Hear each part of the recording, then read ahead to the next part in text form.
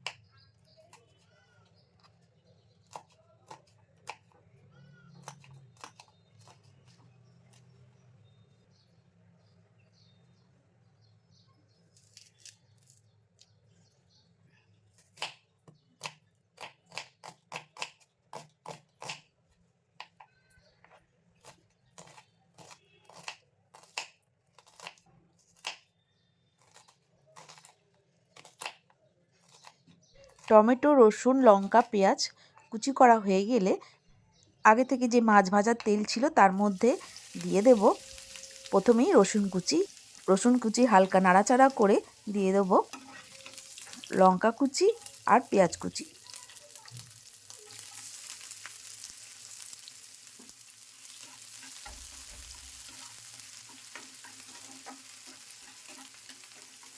এখন পেঁয়াজ কুচি হালকা করে ভেজে নেব।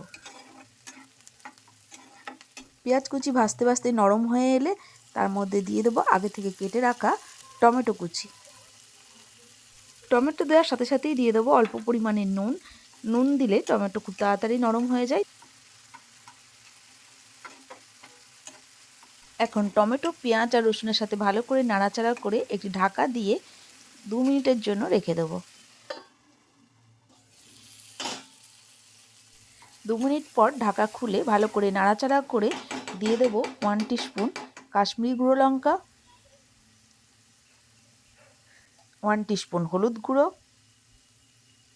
হাফ টিস্পুন আদা বাটা, একসাথে বেটে নেওয়া ধনেপাতা, কাঁচা লঙ্কা হাফ চামচ। সমস্ত মশলা খুব ভালো করে টমেটো পেঁয়াজের সাথে মিশিয়ে কষিয়ে নেব।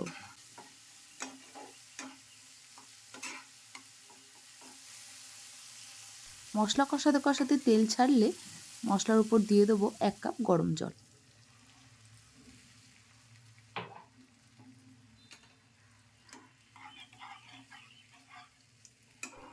মশলার সাথে জল খুব ভালো করে মিশিয়ে নিয়ে দিয়ে দেবো 1 টিস্পুন হিং আর দিয়ে দেবো হাফ টিস্পুন গুঁড়ো। তারপরে দিয়ে দেবো আগে থেকে ভেজে রাখা পার্শে মাছ। তারপর পার্শে মাছ মশলার সাথে খুব ভালো করে এপিট ওপিট মিশিয়ে নিয়ে একটা ঢাকা দিয়ে 5 মিনিটের জন্য গ্যাসের ফ্লেম লো করে রেখে দেবো। তারপর 5 মিনিট পর ঢাকা খুলে দিয়ে দেবো 1 মুঠো ধনেপাতা কুচি,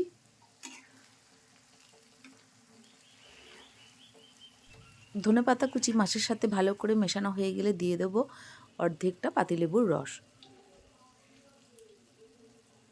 লেবুর রস এখন ভালো করে পার্শে মাছের মধ্যে মিশিয়ে নিলেই তৈরি হয়ে গেল অত্যন্ত টেস্টি হিং পার্শে।